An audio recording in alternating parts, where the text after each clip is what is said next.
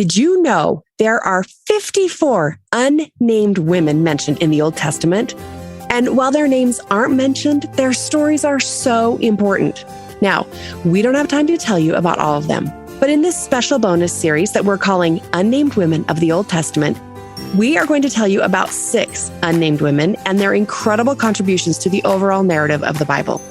Welcome to the first episode of Unnamed Women in the Old Testament, a special bonus series from Sunday on Monday. Now, if you're probably wondering what in the world is Sunday on Monday, it's a Deseret Bookshelf Plus podcast brought to you by LDS Living, where we take the Come Follow Me lesson for the week and we really dig into the scriptures together.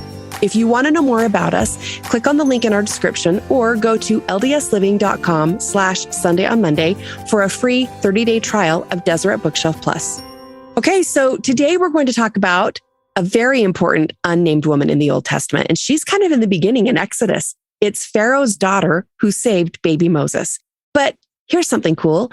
Did you know that there were actually 5 other women who aided in Moses's overall saving? And so we can't talk about Pharaoh's daughter without mentioning these other 5 women. So we decided to go rogue, and we're going to talk about the 6 women in Moses's life. But before we get into that, I just have to tell you, my favorite part about the Sunday on Monday podcast is that each week I get to invite 2 of my friends to join me to talk about scripture. I mean, does it get any better than that? And so for this whole series of unnamed women of the Old Testament, we're going to do the same thing. And so today I could not be more excited about my guests. I've invited my friends, Mandy Green and Becky Farley. Hey. Hi, ladies. Hello. Okay, here's how I know you both. Becky Farley, I've known forever. Her acronym in my phone is BFF, Becky Farley Forever. She's my best friend. I love her. And then Mandy was my very first Hebrew teacher. I've really come a long way. You have. You have. I'm so proud of you. Thank you. And then Becky and Mandy have met each other because Becky teaches mindfulness classes. And so we've all taken her classes. Is that right? Yes. And I'm attempting to be more Zen. Well, Mandy, I'm attempting to be like more brilliant. Like get something done. You 2 ladies. I mean, come on. You guys are out there like doing all your stuff. And I'm just home eating my chips. Well, I might being Zen. The chips. There you go. Okay. Yeah. Noticing each crunch. Oh my gosh, you're the best. Well, for those of you who are listening, let's dig into the very first episode of the Unnamed Women of the Old Testament. So the very first 2 women we're going to talk about today, they do have names, and their names are Shiphrah and Puah. And you can find their story in Exodus chapter 1. We'll actually be in Exodus 1 a lot today, so just turn there if you have your scriptures. But I thought this was so interesting because when the 3 of us were talking about who we wanted to talk about of the 6 women in Moses's life, Becky, you immediately said, I want Shiphrah and Puah. I want to know why. Okay, now let me preference it with this. Last night, I just happened to watch the movie Hidden Figures.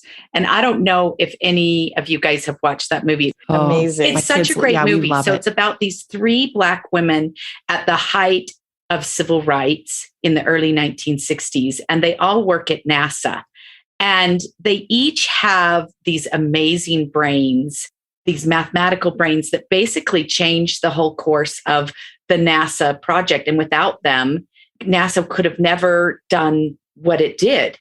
And the reason why it's called Hidden Figures is that we've never heard these stories. We don't know about these 3 amazing women that were brave and brilliant and incredible and changed the course of history. Okay, fast forward to Shiphrah and Puah. They were the 2 midwives that were working with the Hebrew women at the time of Moses's birth. It turns out Puah's name actually means brilliant or shining one. And Shiphrah's name means beauty or splendid. And I just think about these hidden women in the scriptures and how brilliant and beautiful and splendid and shining. And I don't mean beautiful like necessarily in the physical sense, but beautiful in that they were able to change the course of history. So when I first read this story, I probably was in late high school, maybe early college. I suddenly was awoken to the fact that there were women in the scriptures, period. And I went on this journey. I read everything I could get my hands on. I looked for women in the scriptures. And that's the thing, is that, God has all of these amazing things for us. But if we don't open up our eyes to it, we're not going to see it. We have to open our eyes. We have to open our brains. We have to open our hearts to the fact that he has stuff there for us. And that's where I think these women, these hidden women in the scriptures come in so much, is us opening up this desire to know about them, this desire to learn about them. And so often we just kind of go with whatever's in front of us instead of maybe seeing the other stuff on the menu. Like maybe we're just going to go with whatever the restaurant, says, oh, this is what's good. Well, no, actually, maybe if you try that delicious soup or whatever, that might become your favorite thing. And that's the thing with women in the scriptures. I just have to say that right now, when you've been saying that, I have felt the Spirit so strong. Like what you said is so true. I was like, Hidden Figures is the perfect way to attack this issue. I don't think it was by chance that I actually watched that movie last night, because I ended up staying up all night thinking about it. I mean, I'm a little menopausal and I have to get up with a hot flash every once in a while because it's pretty hot. So I got up, sat on the couch a couple of times in the middle of the night thinking about what we were going to talk about. I almost want to rename the whole bonus episodes now, like Unnamed Women of the Old Testament, Hidden Figures. The Hidden Figures of the Old Testament. It's true. And I just saw so many parallels between those three women to all of these women that we're going to talk about today. They were brave. Yes. Scared, brilliant, and yet didn't know what they were going to do next, but just went forward. And the first thing to know about the time that Shiphrah and Puah lived is that Pharaoh was God. Disobeying Pharaoh at that time was going to get you the fast track to death. And Pharaoh came to them, and that's interesting in itself. I mean, Pharaoh is like the top dog of the top dog of the top dog. And he's going to two midwives. And he decides that he wants to take down the population of the Hebrews. So he's going to do that by getting rid of the men children, not the women children, which is interesting, but the men children. So he goes to these midwives and he says, when you are delivering their babies, what I want you to do is kill all of the baby boys. Keep the baby girls alive, but kill all of the baby boys. Okay, this is where it gets really cool, because I think that it is the first act of civil disobedience ever recorded. And hence the reason why it's such a good parallel to this Hidden Figures, because that's what was going on at that point too. So instead of full out just saying, no, we're not going to do it, and then, Pharaoh just slices their throats or whatever, they say, well, okay. And then they don't kill because they fear God. And I love this verse right here where it says, verse 17, but the midwives feared God and did not as the king of Egypt commanded them. Fear doesn't necessarily mean being afraid. It means that they respect God, that they want to do what God says. And then at the very end of the story, in verse 21, it says, and it came to pass because the midwives feared God, he made them houses. And I'll talk about that in just a second. So what they do is they don't kill the babies. And then Pharaoh comes back to them and says, hey, what's up? How come you didn't kill the babies? How come you didn't kill these man babies? And they say, oh, it turns out, and this is where the civil disobedience, a little white lie, right? They say, oh, it turns out that the Hebrew women are lively, that they are really strong, that they're able to deliver the babies before we even get there. But the Egyptian women, they're not so lively. So not only do they get the civil disobedience, but they get a little jab. They get a little jab of the Egyptian women. So these are the other things that I think were interesting. Midwife is not just someone who delivers the babies, but basically they played the part of a whole bunch of different professions. First off, they were the obstetrician, in that they helped women to know when it was the right time to get pregnant. maybe had to change their diet or whatever it is. Then once they delivered the baby, they were the pediatrician at that point. They were the ones that knew what to do. And they stayed in the parents' lives for several years after that in helping them to know how to raise the child. Then the other thing that they were is the counselor or the social worker. If something bad happened, if there was a miscarriage or if there was a stillbirth or a crib death, they were there to help them heal, not only emotionally, but physically too. And they were smart. I mean, I think about Shiphrah and Puah, and especially in the fact that Puah's name means brilliant. They were brilliant. And I think that's how they were able to come up with that answer to the Pharaoh. Yeah. You can't pull something out of your back pocket unless you kind of know what you're talking about. Well, and I think it's interesting because Pharaoh didn't. Yes. Pharaoh, he wouldn't have known about birthing and all of that. And so I love that he's like, okay, well, all right then. Right. He doesn't kill them. That's where I think where in verse 20, it says, therefore God dealt well with the midwives. I think that's maybe how God dealt well with them, is that Pharaoh was kind of stupid. I mean, I shouldn't say he was stupid. He just didn't know about the whole process of midwifery. But I also think that God protected it. And when I think about ourselves, so often I worry about, how is this going to work out? Or, I mean, you know me, Tam, I'm plan A, plan B, plan C, plan D. If plan A doesn't work out, then plan B is going to work out. Plan B doesn't work out, plan C. We can throw all the plans. We can just throw all plans away and know that God will deal well with us when we fear him and we love him and we follow him. All the plans are going to work out. We don't have to worry about plan A, plan B, plan C. We can just say, you know what? He's got it. He'll make it so Pharaoh believes this story. And we don't know if these were the midwives that actually delivered Moses, that it doesn't say that in the scripture, but it is interesting that Moses just included their two names, because I think there must have been a lot more midwives, but for some reason, these are the two that Moses included in his account. But then the other thing about midwives were that oftentimes they were the women that couldn't bear children for whatever reason.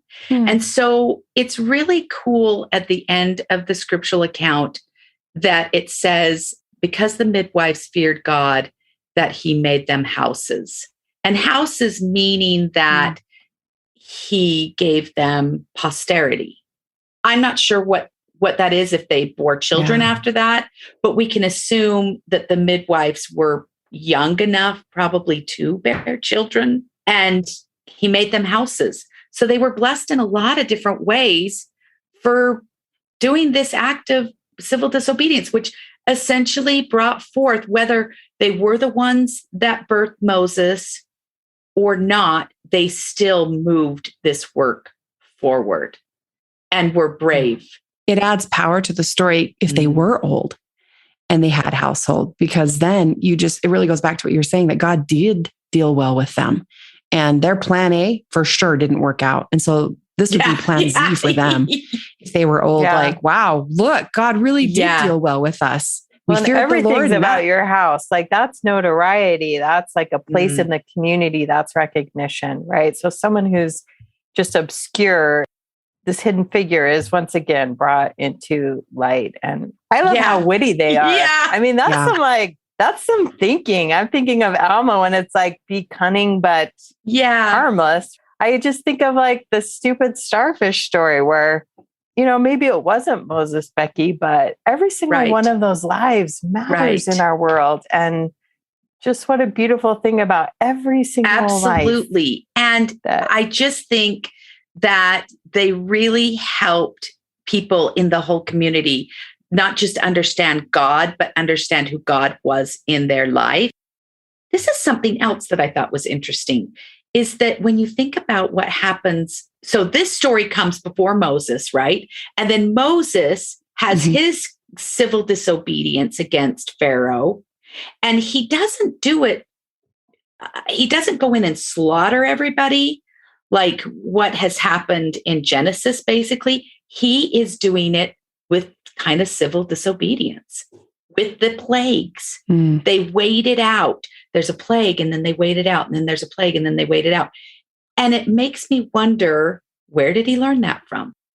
Oh my gosh. Okay, Farley, I appreciated so much how you just pointed that out, because who would he have learned that from? Probably his mom. Oh my gosh. In fact, I just want to talk about her story because there is a little bit of civil disobedience here. It actually reminded me of Laurel Thatcher Ulrich's quote. So for those of you who don't know who she is, Laurel Thatcher Ulrich, she's a professor at Harvard. She's an incredible scholar, and she's a member of the church. She coined the phrase, well-behaved women seldom make history. Let's talk about Moses' mother then. This is in Exodus chapter 2, verses 1 through 3. You can cross-reference her, also mentioned in Exodus chapter 6, verse 20, in Numbers chapter 26, verse 59, and then again in Hebrews chapter 11, verse 23. And that's all we know about her. Those are the only references for Jehoshaphat. That is her name. Okay, I just had this thought though, Mandy, because the name Jehoshaphat, if you break it down, then could you translate it as God is in the burden? Yeah, well, God is the burden, or the burden is God, something like that. Oh, the burden is God's. Like it could, the burden could be his. Maybe that's what her name means. Oh, I like that, because her burden was great. Through the Lord, she was able to get through this heavy, weighty burden of having to get rid of her son. Now, if you're wondering, wait, were the babies safe because of Shiphrah and Puah? Well, yes, those babies were, but then Pharaoh gives another edict. So make sure you are in Exodus 1 still, and we are going to look at verse 22. Every son that is born, ye shall cast into the river, and every daughter ye shall save. And so now he's like, all right, let's just put all the sons in the river. And so I love that Jehoshaphat, a little civil disobedience here, she's going to put him in the river, but in her way. Yeah. She's going to do it. Yeah. And she's going to be very careful. So I'm imagining her carrying this bundle down to the river, and everyone thinks she's, following the commands of Pharaoh, but she has carefully found a way to do it to save her son. And it's interesting because in the wording, when it says that he could no longer be hid, they kept him for 3 months. Then she carries him down to the river. And there's a couple of different ideas about what this could mean. Some Jewish scholars think that she gave birth to Moses early at 6 months. The rest of the 3 months that she would have been pregnant, she actually got to have with her son, so that when she did give birth to him, people thought it's been her 9 months. So there's one thought. Or she actually went the full 9 months and then kept him for 3 more to nurse him, which I kind of like that better, because no babies were living at 6 months. But if he did, it would have been God who's in charge. Yeah. So there you go. Not plan A, not plan B. So plan Z, maybe. Exactly. So she carefully created this basket. And as a woman, she would have known how to make baskets. Isn't that amazing? So she does this beautiful basket. But then as a slave woman, she would have known how to make it waterproof, because she has just spent her life making mortar and paste for Pharaoh. And that struck me, because here is this experience where it was so burdensome for her as a slave. And it ended up being her saving grace. Oh, yeah. Like she took the skill that she learned as a slave and saved her child with that. And I think sometimes I wonder, who would have ever guessed that our burdens would become our salvation? And sometimes in the thick of our burdens, if we can think for a minute that what we're learning in that experience might save us somehow. And that is exactly what happened for Jehoshaphat. That's what I was thinking too. Like these horrible experiences we often go through end up coming into play in our life in critical ways. Oh, I love that thought. I love that thought. Yeah, and I had never realized that she was obeying, quote unquote, the edict of Pharaoh. I mean, how cool is that? I had never really thought about that before. I hadn't either till I was studying for this. And then in my mind, I'm imagining her and other women crying as they carry these babies down to the river. But in her mind, she's like, yes, I know what I'm going to do. That's so cool. Again, this thoughtfulness. They are thinking, they are brilliant women. They are thinking on their feet. And I think that as she was walking down to the river carrying this baby in her arms, I think that's where Miriam comes into play, who is Moses' sister. I think she was carrying the basket off to the side. I kind of wonder if Jehoshaphat said, Miriam, meet me in the bulrushes. Like, you go ahead, but I'll meet you there, and then we'll put the baby in. Like, I think Miriam might have carried that down there and was her little assistant in this, because she couldn't have carried unless she carried the baby in a basket, which that could have also happened too. It's so interesting to me to see how much mothers influence their children. I mean, both of you ladies, I know your kids, and I can see how your influence has helped and guided them. And I just think that these 5 women with their female roles have influenced history completely in what they do. And I love that thought of Jehoshaphat, is that how you say her name? Telling Miriam and her like not being afraid, because her mother was like, okay, it's okay. We got a plan. God's with us. We got a plan. Yeah. We're going to do this. And how much we can do that with our own kids. It's okay. God's got a plan. It's okay. God's got a plan with us. And I think about my daughter, Rose, who just had a baby. And she came to me and asked, how am I going to raise him in this world? And I said, with Jesus. Jesus, that's the only way I know how to raise children, and it'll be okay. He's got a plan. It's going to be okay. He's got a plan. Oh my gosh, Becky. Okay, this is incredible, because I actually have a quote by Elder Hales that supports everything you just said. This is beautiful. Mandy, will you read this quote for us? Like Jehoshaphat, we raise our families in a wicked and hostile world, a world as dangerous as the courts of Egypt ruled by Pharaoh. But like Jehoshaphat, we also weave around our children, great word there, a protective basket, a vessel called the family, and guide them to safe places where our teachings can be reinforced in the home and at church. Along the way, at times when our children are away from us, the Lord provides inspired Miriams to watch over them, special third-party helpers such as priesthood and auxiliary leaders, teachers, extended family, and worthy friends. Thank you. Why did you like the word weave in there? Because weave is such a verb used with feminine divine, right? Like all the goddesses are weavers. And so this idea of weaving the basket actually is very reminiscent of a heavenly mother, weaving the cosmos in Proverbs 8. So weaving is something, as you think about your work as a woman, as you do your work, it is this weave, it's this warp and this weft that you're working on constantly, and we can't see the big picture.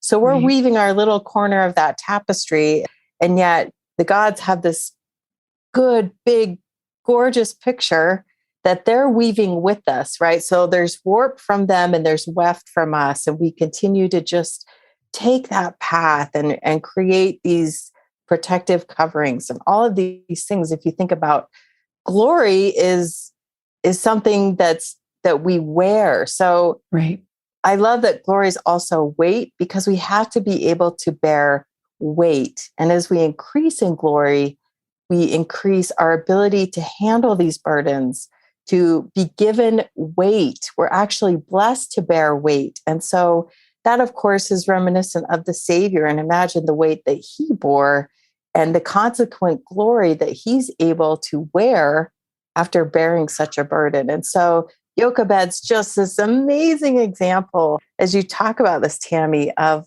weaving and doing this woman's work, to quote a sweet Kate Bush song, and to be involved in this warp and weft with heaven. And she absolutely is the embodiment of that. That was beautifully taught, Mandy. Thank you so much for sharing that. That was powerful.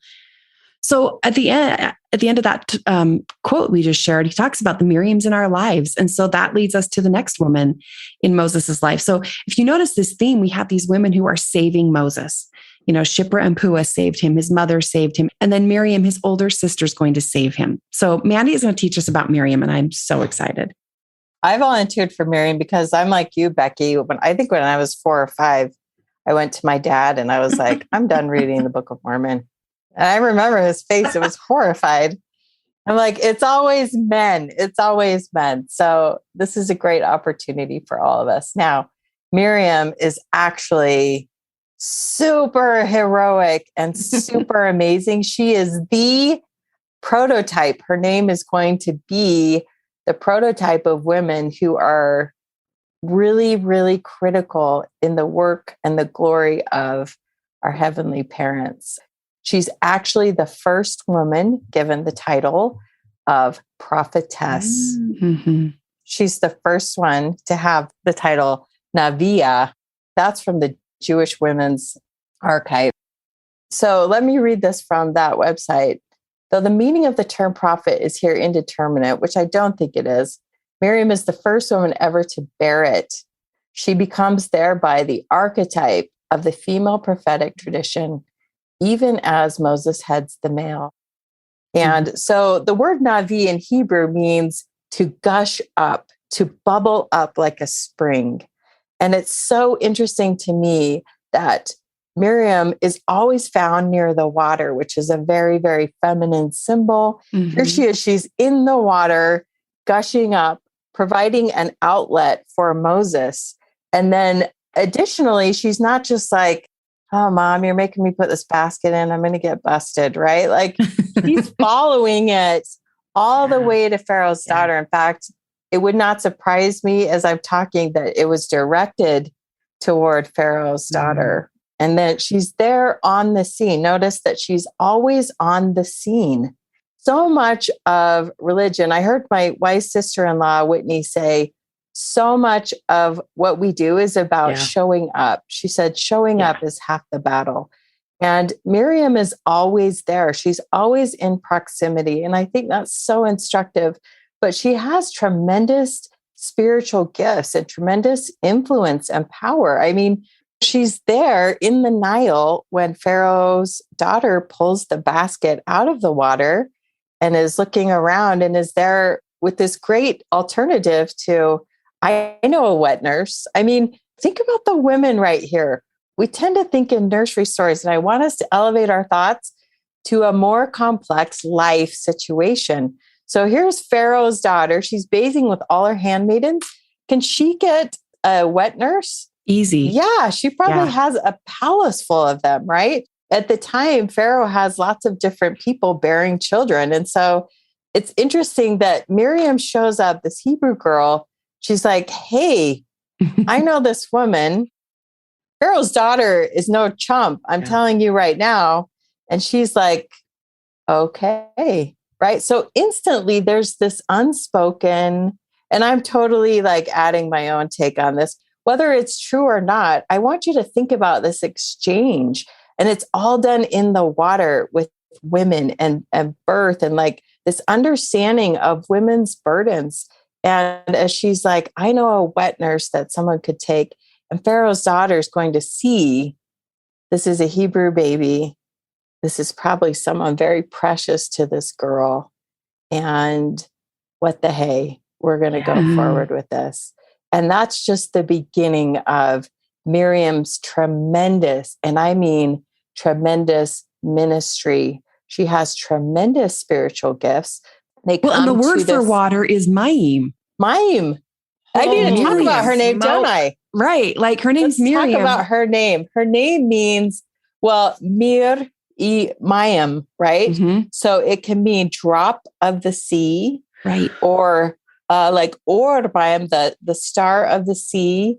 Mara is the word for bitterness. They say that could be part of her name, the bitterness of water. So again, there's just tons of gorgeous feminine power and divine gifts. I want to say one thing. Sorry. When you think about Miriam, just how strong her identity affected the history of the world, along with the prophets' wives and the apostles' wives. And what's going on now? Emma, everybody, these women are there. They are there being who they need to be. And it has definitely influenced what's happened. And by virtue of that, we are there now. This is all pointing to us. What does Miriam have to do with everything? us? Everything. Oh, I love that. And what's interesting about Miriam is that there's no record of her being a wife or a mother. There's no record of that.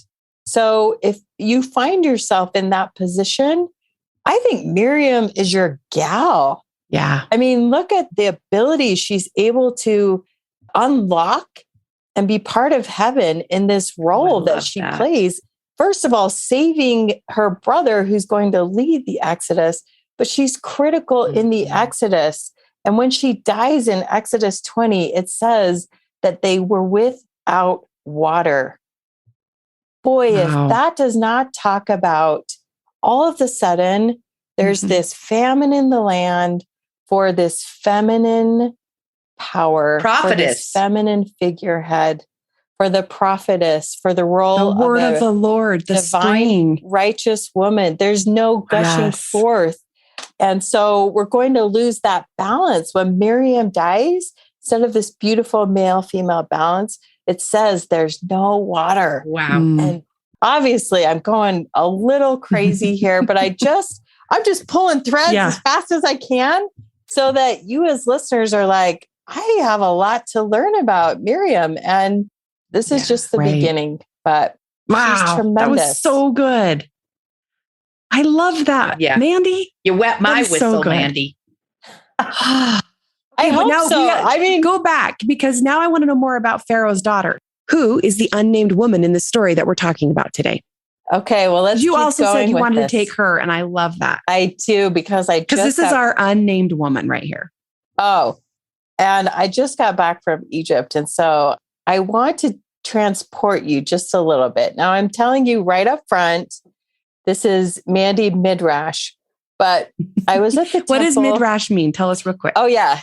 Whenever I say Midrash, we're talking about someone's commentary on a specific verse or passage of verses. So when I say it's Mandy Midrash, this is my own commentary. I'm just saying like, this is my own point of view. So we use a lot of Jewish Midrash in our teaching. Yeah, we'll use a lot of Jewish Midrash in the Old Testament, which is a lot of different rabbis' commentary on specific verses. Okay, so Mandy's Midrash, hit it. Mandy's midlife Midrash. Here we go. So I just got back and I was at the temple of Hatshepsut. She is one of two women to bear the title of Pharaoh in Egyptian dynasties. And she has this gorgeous temple that they uncovered in the 1900s. And she's someone who really personifies someone who went about doing good.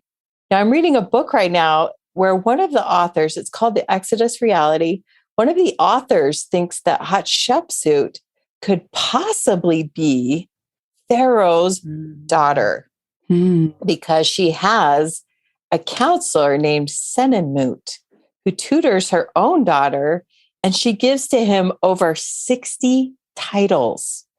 Now, we talked about creating a house. She gives him 60 titles.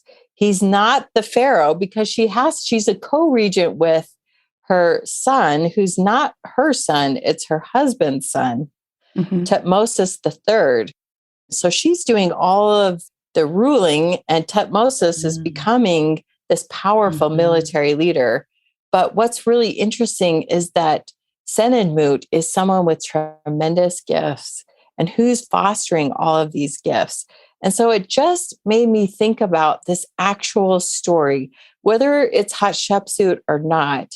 Pharaoh's daughter is giving Moses everything he needs for his mission in life. And like I said, she's no chump. In fact, in your account in Exodus, it's going to say that she literally drew him out of the water with her own hands, which is really, really interesting because she has all of these handmaidens. She has this whole retinue of people. She's going to draw him forth with her own hands. And it says that she was moved to compassion. She had this great desire to spare him. She knew exactly what was going on. And she enlists the aid of Miriam and Jochebed. And then she gives him every possible advantage that he would never, ever in 9 million lives have audiences that he would never, ever have had without being raised in the house of Pharaoh. I've thought so much about her in terms of how we are mothers to everybody. And what Becky was talking about, how it really takes an army of righteous, strong women to raise children. And I thought about all of the women who have played a role in my life and then the lives of my own children. I don't know about you two, but anytime I have to walk through the halls of a junior high or a high school, my heart is literally just drawn out in prayer for all of these kids. It's heartbreaking. I think it's going to take all of us engaged in this cause to raise the leaders of tomorrow. The other thing that really, really sticks out to me, and it's something that we're doing right now, is that as women, we are each other's greatest champions, or we're each other's worst critics. And I don't know what creates this ridiculous competition between women. It's like if someone's succeeding, I'm losing. Like it's a piece of like it's a pie or something, and then there's less for me. Gosh, I'm like, I want us to look at this interplay between all of these women, where Jochebed's going to give her child, knowing that that's the best possible life for Moses, and Pharaoh's daughter is going to take that baby, saying, "I have some inkling of the sacrifice that you're making, and it won't be in vain." And Miriam's going to keep tabs on this. I'm sure Miriam is incorporated into this whole scenario. And I just think about how we as women can champion other women. Boy, we should be each other's greatest cheerleaders. And if we all increase, then like our power just exponentially rises as we rise with each other. And so I want you to look at Pharaoh's daughter as taking her place in this whole Hebrew story that she would think is wildly beneath her. But she has a heart. And she understands the value of a life. And all of these women, take one woman out of this equation, ladies. What do you have? It stops. And it can I just shout out stops. for compassion? Just that word, compassion. That is what is driving all of these stories. All of them are driven by women having compassion. Okay, hold on. We just have to stop right here for a second. I mean, can we just sit with what we just heard and learned? I mean, Mandy, you just said something that is so powerful. It hit me. It hit me in my heart, because I think it's at the heart of every story we're going to tell this year. And hopefully, I think it can be a part of our stories. And it's when you said, oh my gosh, it was so good. Take one woman out of the equation and it stops. I'm thinking right now, I do not want to be the cause of something stopping or ceasing to exist because I was petty or jealous or worried that if someone has success, it means that there's less of the pie for me. It is not about that. That was so powerful. And, here's Pharaoh's daughter, who could have so easily removed herself from this equation. And quite frankly, she should have. By the law, she should have just said, nope, we're not doing it. Drown the baby, but she didn't. And because of that, we have the continuation of Moses' story, as well as, because I'm just now thinking this, as well as him writing about these women at a time when women are seldom mentioned. This is so good. I love this. And I think so much of our lives, I don't know about you, but your heart knows. Yeah. And as women, we're told to silence that, like your gut knows. And as she pulled that baby out of the water, oh, she knew. Yeah. And I don't know if she looked at her handmaids and pulled like the old Jedi mind trick and was like, this is it. This never happened. Think of all those women, how she's like, I'm raising this baby as my own. I have this magical baby. And all those women have to support her in that decision. And I mean, do you see how like this web, if we're going to talk about women, this weave, let's talk about this weave that all of us like throw our arms in this weave, and we're just like, I will stand with you. Our arms are locked, and we're going to see this work through. She is the catalyst. She makes everything possible because of the position. Talk about civil disobedience. because of the influence and the position that she occupies with her status, her notoriety, her money, whatever it is. Pharaoh's daughter, we're going to call her Bot Pharaoh, literally daughter of Pharaoh. That's the only title we have for her in this account in Exodus 2. And gosh, we got to think of another name for her. One more thing, Tammy. This is for you, baby. Oh, okay. I'm so excited. Okay. The rabbis apply the daughter of Pharaoh to the verse from the Woman of Valor poem in Proverbs 31. What? About verse 18, her lamp never goes out at night because her child is not killed in that Passover, that her lamp doesn't go out, that her work that she has done is not put out by the dark night that takes out all of Egypt. Wow.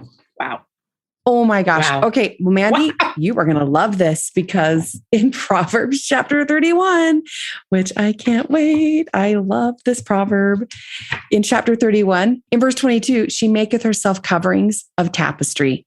Her clothing is silk and purple. Like there's the weaving. There's the weight. And then silk and purple. Weight.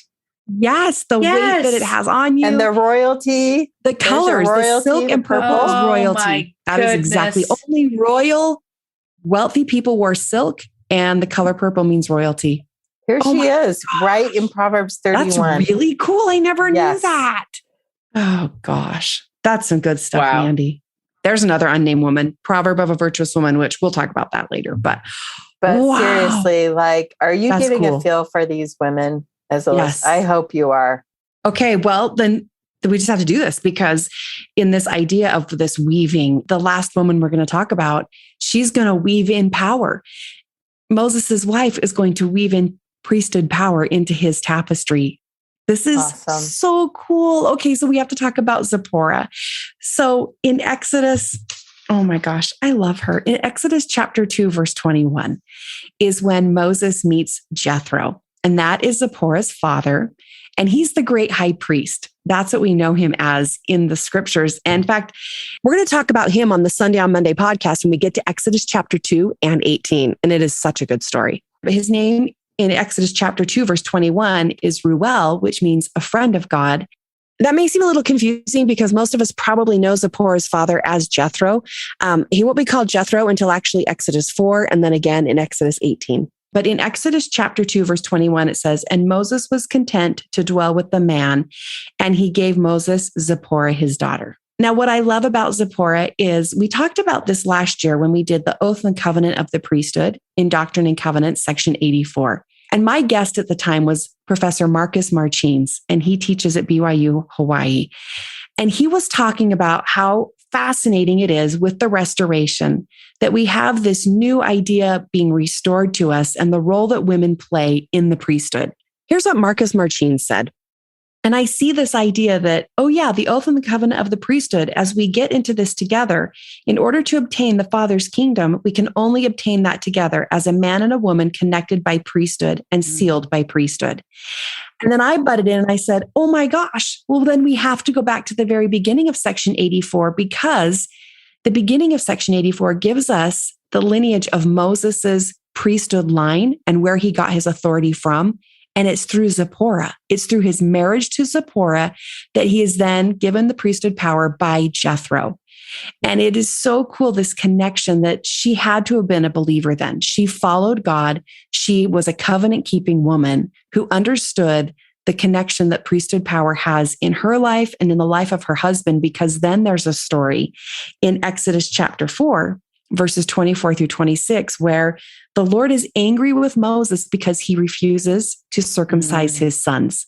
And we don't really know the reason why, but we do know, according to the Exodus text, that God is upset with Moses' decision. So Zipporah just steps in and gets the job done, and she does it herself.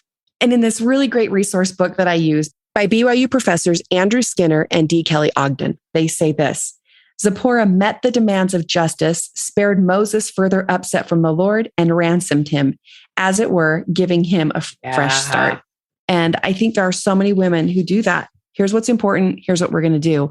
And that is, I just love Zipporah's example in that. And then you have to think about this, because the other thing that Marcus Marcin said, this is so cool. He talked about Eve, who was a helpmeet.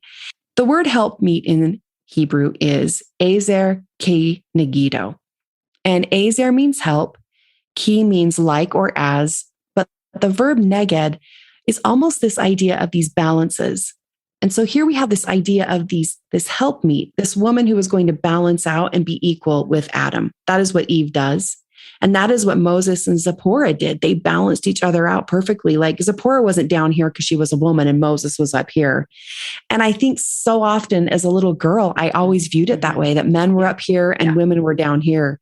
And Satan wants us unbalanced. He wants us divided. He understands the power that comes from us being neged, being like or as or balanced out. And so I thought that was beautifully illustrated in this story of Moses and Zipporah. Well, I was just going to say, Tammy, right to exactly what you're talking about with Zipporah. The act of circumcision was a covenant. Mm-hmm. That's how men made and kept the covenant with the Lord. A covenant is cut. You karat a berit, or cut a covenant in Hebrew. Mm-hmm. Covenants are always cut. And so she's the one saying, no, these will be covenant sons of God. Like she's making sure that covenant happens. She was making sure that spiritual She wasn't saying we've always done it, so it's just a tradition, so we're going to do it to our sons. Like, no, she was emphatic. Like this is important for our sons to enter into this covenant with the Lord. Absolutely. Can I say something? It might be a little off topic of what's happening here, but I'm just looking at the full picture, the full tapestry of Moses's life, and how he goes from a Hebrew mom to Egyptian society to Midian. Is it Midian? The Midians, right? And he kind of understands all of these societies, all of these cultures. And he's just this multicultural prophet that can get the job done because he was raised, and I'm going to include Zipporah as raising him. Sometimes I feel like I'm raising Doug. I mean, let's be honest.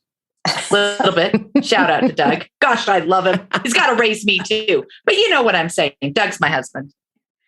I'm balanced. You're balanced. And so was Moses. I feel like he was very balanced in the cultural sense of what he had to get done, that he had all of these women training him in these cultural ways. You know, I think about Miriam out there in the Red Sea with him and helping him that way, and Pharaoh's daughter, and this is how you lead. This is how a Pharaoh guides and leads. And then Zipporah saying, listen, this is how the priesthood works. This is how we're faithful to God. This is how you live your covenant, whatever that is. I just love that thought that he was like a multicultural dude. Yeah.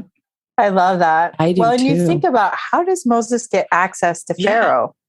Yeah. Because of his Egyptian mother. Yeah. They're not going to let him into the court. And I feel like that's how he learned to be a leader. So that's how he learned to be the prophet he was, is through being in Egyptian society and learning to lead. And I don't know. You just can't tell the story of Moses without telling the story of these 6 women. No. It's a disservice to underestimate the power of influence these women had in the life of Moses to get the job done, to do something that maybe you hadn't thought of doing before, to think outside the box, to weave this beautiful tapestry that, again, going back to that the Lord will take care of it. This might not be plan A or plan B, but it's God's plan. I just think sometimes we tell the story of Moses without telling the women's stories. And that's why it's so important to talk about all of these unnamed women, because they sneak in and you don't notice them unless you're looking for them. Going back to what you said, Becky, they are hidden figures. But when you hear their story, you think, wait, what? The role they played in getting us to that point we needed to get to, I had no idea. And that's what I've loved about studying these women. So now I just think it's cool because we have to apply this to us. The whole point was that these women have been saving Moses. And then I think of the women in my own life who have saved me. and the different roles that we are playing in the lives of others. You know, we are encouraged to be saviors on Mount Zion. We've always attributed that to being temple work, which is so important, but that's just one of the ways that we save. I think there are many of us in there who are drawing people out of the water. Like you said, Mandy, walking down the halls of the high school. How are we doing that? How are we drawing them out of the water? How are we saying, you know, I don't know, little white lies? They were so lively. Where would I be without a few young women leaders who believed in me? I don't even these are our sisters, our aunts, our daughters. Yeah. I mean, obviously our mothers, our grandmothers.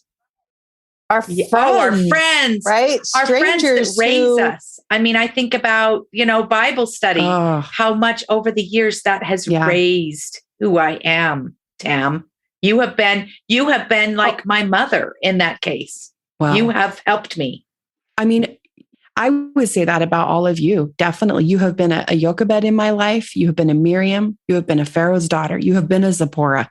Oh my gosh, Becky, you're the queen of, let's just get the job done. All right. We just need to get it done. But I just think all of you, and I love Mandy, you have been my Miriam as you have guided me through the Hebrew language. I mean, you have just kind of guided my little woven and basket. I had Carly who introduced me to it, and Rebecca Stay. I mean, all these women, thank the heavens for women who see needs and meet them without even knowing. And I think our greatest truths are hidden in plain sight. The most critical pieces of the gospel of Jesus Christ are hidden right in front of our faces. Mm-hmm. And I feel tremendous power inside of me talking about these women with you. It's totally reframed Moses for me. It just makes you see that neged. You have to see the neged in all of this, because he doesn't do any of that without this whole army of just powerful, cool women. And I'm nothing without the people in my life. Right. And you ladies and my husband. And it's just like heaven is all of us. Yeah. I have this saying, we may not have it all together, but together we have it all. Right. And we just have to end, Mandy, because I just want to end with this by saying, and half the battle is showing up. So women out there, just show up and the Lord will direct you for good. He will tell you what he needs you to do. He will guide you. He will give you thoughts, impressions, words, anything like that. But that's what these women did. They just showed up. They were where the Lord needed them to be to do the greatest amount of good they could do in their life. Amen. So, wow. Thank you. Amen. That was so good. Wow. That was a good episode. Thank you for joining us for this first episode of Unnamed Women / Hidden Figures in the Old Testament. And we are so excited to continue this throughout the year. So join us. We have 5 more episodes and we cannot wait to tell you who the next unnamed woman is. We're not going to tell it now, but spoiler alert, you're going to want to know. And if you really enjoyed this bonus episode of the Unnamed Women of the Old Testament, you can check out our weekly Come Follow Me podcast on Deseret Bookshelf Plus. We put a link in our description so you can subscribe to Deseret Bookshelf Plus for 30 days for free and see if you like it, which I kind of think you will, but that I'm being partial. You can also find us on Facebook and Instagram by going to our show notes page at ldsliving.com/Sunday on Monday. The Sunday on Monday study group is a Deseret Bookshelf Plus original brought to you by LDS Living. It's written and hosted by me, Tammy Uzelak Hall, and today our incredible study group participants were Becky Farley and Mandy Green. Our podcast is produced by Katie Lambert and me. It is recorded and mixed by Mix Set 6 Studios, and our executive producer is Aaron Hallstrom. Thanks for being here, and please remember, you do not want to remove yourself from the equation.